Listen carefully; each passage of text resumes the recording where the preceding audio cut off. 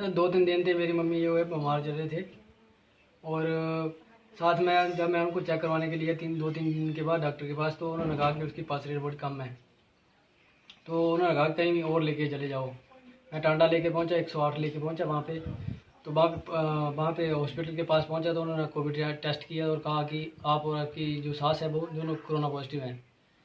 फिर मैं उनको लेके कोरोना वार्ड में पहुंचा, तो वहाँ पे मैंने डॉक्टर से बात की तो उन्होंने कहा कि ना हमारे पास बेड है और ना ऑक्सीजन है। तो इसके बाद हमने इनके वरिष्ठ अधिकारी से बात की, तो उन्होंने कहा कि ऐसा हमारे पास ना कोई ऑक्सीजन है ना बेड है, आप बताओ क्या करना है। फिर हमने कहा कि आपको और कुछ नहीं था, आप हमारे जो पेशेंट है उनको दवाई तो दे दो, दवाई बता दो। तो उन्होंने दवाई बता दी थी, तो दवाई लिखी लेके मैं घर वापस लेके आ गया उनको, और रात भर उनकी सेवा की और सुबह 4:30 बजे वो ख़त्म हो गए।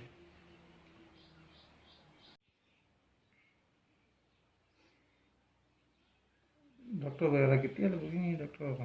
ना ना डॉक्टर होता कितनी है, वो बाद भी आए, बाद में जो 2 दिन बजे सामान देना आई है। हाँ जी। डॉक्टर आपने दसिया नहीं? क्या जी? 2 दिन बंदे जने बच्चा, पर जरा भी बंदे ना कहते बोले हाँ ट्रैक्टर है तो ड्राइवर नहीं है, ड्राइवर मिला तो ट्रैक्टर नहीं मिला। वो उनका लड़का है, वो उनको उठा के मेरे पास लेके आया।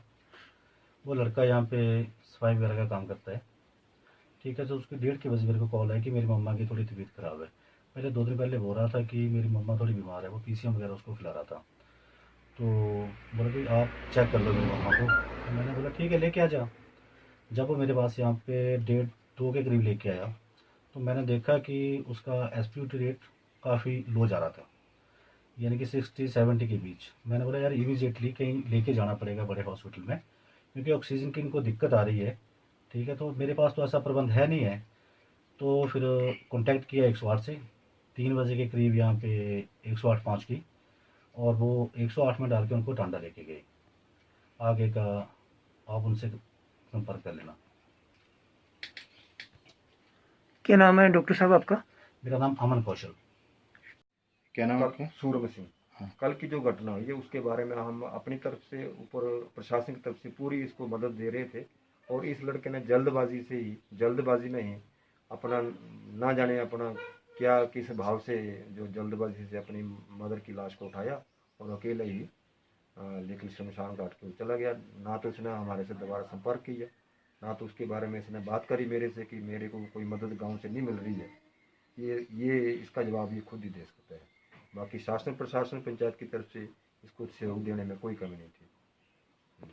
बाकी कंधे पे कैसे लेके गया लाश? कंधे पर उठा के। कितनी दूर है शमशान घाट? शमशान घाट होगा कोई 300-400 मीटर। जिम्मेवारी, बहुत बड़ी जिम्मेवारी बनती थी, और इंसानियत का पहला फर्ज यही है जी।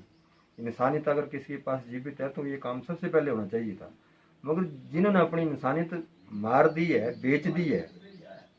अगर मैं होता, अगर मैं पछतावा ये कर रहा हूँ कि अगर मेरी घरवाली बोल रही है कि आपको कोई जैकेट वगैरह या कोटी वगैरह लगाकर आपको अपनी सेफ्टी करके ही, मौसम भले ही खराब था, आपको चले जाना चाहिए था।